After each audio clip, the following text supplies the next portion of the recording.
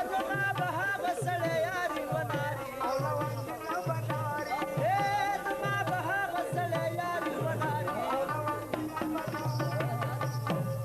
وچ دما خان ډوډۍ د اوښکو سره خوري نا وناري